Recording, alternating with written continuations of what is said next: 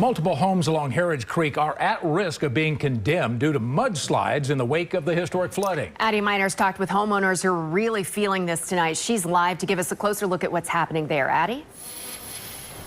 Hi, guys. Yeah, homeowners tell me that the mudslide started early Sunday morning and has continued even into the past hour, where I'm told 2 more trees fell in this backyard just since 4 o'clock. Now, I want to take you over this way, where if you can see that driveway there, the homeowner told me that there was about 10 feet of land from the end of that driveway to the natural edge before it all fell into Harrods Creek.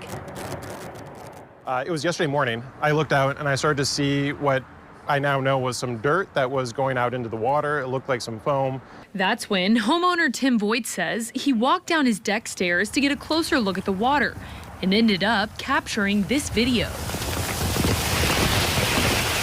I thought that was going to be it. It was just going to have a little bit of a slide.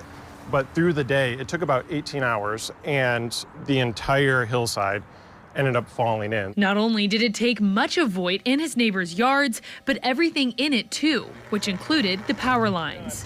Oh my gosh.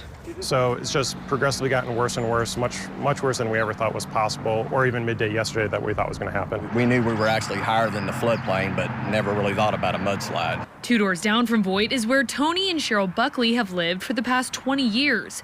Tony says they've seen Harrods Creek rise and fall dozens of times, but this flood took more than 10 feet of land with it when the water receded.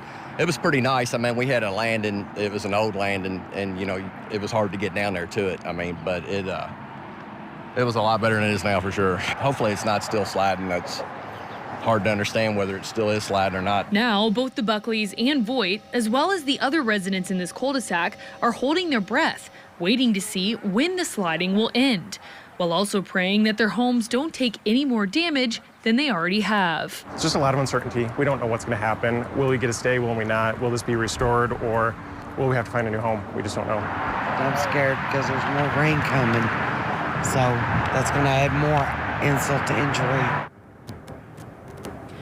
Now, the fire department and LG&E have been out here in the neighborhood checking on the homes, the power lines, and on the deteriorating hillside. But I am told it is the Louisville Metro Emergency Services that is in charge of this response.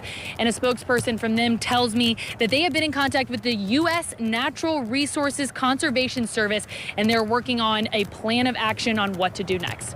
Live in Prospect, I'm Addie Miners, WLKY News.